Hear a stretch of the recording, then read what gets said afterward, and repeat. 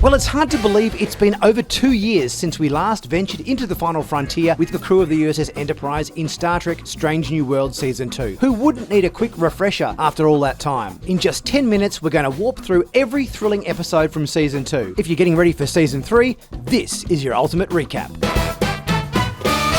In Episode 1, The Broken Circle, while undergoing upgrades under the supervision of long-lived engineer Pelia, the starship USS Enterprise receives a distress call from Security Chief La'an Noonien Singh on the mining planet Kajutar 4. With First Officer Unachin Riley No. 1 arrested and Captain Christopher Pike recruiting her defense counsel, Vulcan Science Officer Spock disobeys Admiral Robert April and steals the Enterprise. Spock and the crew find La'an on Kajutar 4, and she explains that the cabal of ex-Starfleet and Klingon soldiers are plotting to restart the recently ended Klingon Federation War. Dr. Joseph Mbenga and Nurse Christine Chapel are captured and taken to a ship that has been cobbled together from Starfleet technology. The cabal plans to use it to fire on a Klingon ship and frame Starfleet. Mbenga and Chapel fight their way off the false ship using strength-enhancing stimulants, just as Spock orders its destruction, saving the arriving Klingons. Mbenga and Chapel jump out an airlock and are beamed back to the Enterprise just in time. Spock bonds with the Klingon captain over drinks, impressing Pelia. April reprimands Spock, but is privately grateful that the war with the Klingons was avoided, considering the impending threat of the Gorn. In Episode 2, Ad Astra per Aspera, Pike recruits Illyrian civil rights attorney Nira Khatul as defense counsel for No. 1. The prosecution, led by Pike's girlfriend Captain Marie Battelle, easily builds a case that No. 1 violated Starfleet's anti-genetic modification laws by hiding her identity as a genetically modified Illyrian. Khatul argues that the law is unjust and inconsistently applied, and points out that Admiral April has violated the Prime Directive when he believed it was the right thing to do. La'an, a descendant of the genetically modified warlord Khan Noonien Singh, investigates how Starfleet learned of No. 1's status, worried that the information was taken from her own personal logs. No. 1 testifies about the oppression and marginalisation Illyrians faced in their childhood, explains that she joined Starfleet because she believed it celebrated diversity, and reveals that she provided her own genetic status to Starfleet once it was known to the crew. Khatul argues that No. 1 can be construed to have been seeking asylum when she joined Starfleet. The judges accept this interpretation and acquit No. 1. In Episode 3, Tomorrow and Tomorrow and Tomorrow, a mysterious wounded man appears on the Enterprise, gives a time travel device to La'an, and dies. La'an finds herself in an alternate timeline where Earth is ravaged by war and the Enterprise is captained by James T. Kirk. The device transports her and Kirk to 2020's Toronto, where the pair form a romantic bond. They search for the point of divergence that caused the alternate timeline with help from a younger Pelia, and find a eugenics lab where a young Khan Noonien Singh is being raised. A Romulan time traveller named Sarah intends to change human history by killing Khan and preventing the eugenics wars, which would keep humanity from the path that led to unity and the Federation. Sarah kills Kirk and fights La'an, who kills Sarah and saves Khan. La'an returns to the Enterprise in her own timeline and is thanked by a time-travelling investigator from the future, a colleague of the mysterious man who confiscates the time travel device and swears La'an to secrecy. La'an contacts her timeline's Kirk, but he has no memory of her. She keeps a 20th Century watch as a memento that they used to find the eugenics lab. In Episode 4, Among the Lotus Eaters, Pike upsets Battelle by suggesting that their relationship has harmed her career. The Enterprise is sent to the planet Rigel 7, the site of an earlier unsuccessful mission. Asteroids surrounding the planet emit radiation that makes people forget who they are. Pike, La'an, and Mbenga discover that Zach Nguyen, a yeoman presumed dead on the previous mission, has become a despotic ruler. He enforces a caste system where labourers lose their memories every night, but he and his guards do not. The away team lose their memories and become labourers. Hearing a legend that their memories are stored in Nguyen's castle, Pike fights his way inside, defeats Nguyen, and learns that the castle itself blocks the radiation. The crew on the Enterprise also lose their memories, but pilot Erica Ortigas learns what her job is from the ship's computer and instinctively navigates away from the asteroids. The away team recover their memories and return to the Enterprise. They pull the main asteroid out of orbit, ridding Rigel 7 of the radiation and restoring the labourers' memories. Pike apologises to Battelle and they resume their relationship. In Episode 5, Charades, Spock and Chapel are nearly killed when they encounter a portal created by a higher dimensional race, the Kirkovians, who heal Chapel but accidentally reconfigure Spock's half-human, half-Vulcan physiology to that of a full-blooded human. This happens as Spock is preparing for an engagement ritual with his fiancée T'Pring and her bigoted parents, T'Pril and Sevek. Spock's human mother, Amanda Grayson, boards the Enterprise to help Spock prepare. Spock does not tell T'Pring of his condition, hoping not to worry her, and relies on the crew crew to help disguise himself as a Vulcan to stall the ritual until they find a cure. Chapel convinces the Kirkovians to return Spock to normal by confessing to them her feelings for him. Spock is able to complete the ritual, which ends with him making a telepathic connection to his mother that shows him how difficult it is for a human to love a Vulcan. Spock then reveals the ruse to call out to Pring's bigotry. Offended that Spock hid his condition from her, T'Pring asks to take a break from their relationship. Spock later admits to Chapel that he also has feelings for her, and they kiss. In episode 6, Lost in Translation, the Enterprise joins the USS Farragut to repair a deuterium refinery. Ensign Nyida Uhura begins experiencing hallucinations of strange noises and frightening images, including the deaths of her parents and former Enterprise engineer Hema. Pelia discovers that the refinery has been sabotaged. Saul Ramon, the officer responsible for the sabotage, is taken to sickbay. He exhibits symptoms similar to Uhura's. Ramon escapes sickbay and attempts to sabotage the Enterprise. Uhura pursues him and unsuccessfully attempts to calm him down. James Kirk, visiting from the Farragut, rescues her before Ramon is blown into space by an explosion. Uhura discusses her hallucinations with Kirk, and he helps her realize that she needs to confront her grief about her parents and Hema rather than ignoring it. With the help of Kirk and his brother Sam, a xenoanthropologist, Uhura realizes that her hallucinations are messages from aliens who live in the deuterium and are being killed by the refinery. She reports her theory to Pike, and he orders the refinery destroyed. Uhura later introduces James T. Kirk to Spock. In episode 7, Those Old Scientists, in the 24th century, Ensign Brad Boimler of the USS Cerritos is assigned to investigate an ancient portal. The portal, which is powered by the rare substance heronium, sends him back in time 120 years, where he is taken aboard the Enterprise. Boimler struggles to contain his excitement at meeting his heroes and also to prevent polluting the timeline with his knowledge of the future. The portal is stolen by an Orion ship, and Pike trades grain supplies to retrieve it. They attempt to return Boimler to the future with the last remaining heronium, but Ensign Beckett Mariner comes through the portal instead in a rescue attempt. Spock and Boimler unsuccessfully try to synthesize heronium so they can use the portal again, while Mariner and Uhura work to translate engravings on the portal. Boimler realizes that heronium from the hull of the previous Starship Enterprise was incorporated into Pike's Enterprise. They use this to send Boimler and Mariner back to their own timeline, while the Orions agree to accept credit for discovering the portal in exchange for allowing the Enterprise to continue peacefully. In episode 8, Under the Cloak of War, the Enterprise hosts Ambassador Durak, a Klingon general who defected to the Federation and is said to have killed his own officers when he learned that they had ordered attacks on civilians whilst fighting on the moon of Jagal. Veterans of the Federation Klingon War, including Ortegas, M'Benga and Chapel, are uncomfortable with his presence. M'Benga and Chapel served at a field hospital on Jagal and witnessed the brutality of the Klingon forces under Dakra's command. Dakra invites M'Benga to join his campaign for peace, citing the symbolic power of a partnership between two men who are on opposing sides at Jagal, and offers to help M'Benga find healing from the trauma he experienced. M'Benga rejects Dakra's offer and eventually reveals that he knows it was Dakra who ordered the attacks on civilians. It was M'Benga who killed the Klingon officers whose deaths Dakra is taking credit for. A fight breaks out and M'Benga kills Dakra with the same dagger with which he killed his officers. M'Benga tells Pike that he did not intend to kill Dakra, but he does not regret it. In episode 9, Subspace Rhapsody, James Kirk, recently promoted to executive officer of the Farragut, visits the Enterprise to Shadow Number 1. While conducting communications experiments, Uhura broadcasts a recording of the song Anything Goes into a mysterious subspace fold. It produces an improbability field that causes the Enterprise crew to begin singing about their feelings like characters in a musical. Pike has an argument with Battelle in song in front of the crew. Chapel wins a prestigious research fellowship and reveals in song that she prioritizes it over her relationship with Spock. La'an confesses her feelings for Kirk, but he is already in a relationship with Carol Marcus. An affected Klingon ship intends to blow up the fold, but experiments reveal this will destroy all starships in the vicinity. Uhura determines that singing an upbeat grand finale will provide enough energy to close the improbability field before the Klingons arrive. She encourages the Enterprise to sing about the fulfillment they find in working together and exploring, and when the song concludes, the improbability field dissipates. In episode 10, Hegemony, Battelle's ship, the USS Cayuga, is ambushed by the Gorn whilst resupplying the human colony Parnassus Beta. Chapel is aboard the Cayuga, en route to her fellowship, and survives the attack. The Enterprise arrives to find the wreckage of the Cayuga and a Gorn device jamming communications and transporters. April orders them not to cross into Gorn-claimed space, but Pike secretly leads Ortegas, La'an, M'Benga, and Sam Kirk to the surface. They find Battelle and the others, including Starfleet engineer Montgomery Scott, who has built a cloaking device to hide from the Gorn. Pike learns that Battelle has been infected with Gorn eggs. Following a strategy suggested by Uhura and Pelia, Spock installs rockets on the Cayuga's wreckage so they can then crash it into the jammer. He kills an attacking Gorn with the help from Chapel. The jammer is destroyed, allowing the Enterprise to transport up Pike, Scott, and Battelle, who is taken straight to medical. The Gorn capture La'an, Mbenga, Ortegas, Sam, and the other survivors. Pike is forced to decide whether to follow orders and retreat, or stay to rescue his captured crew.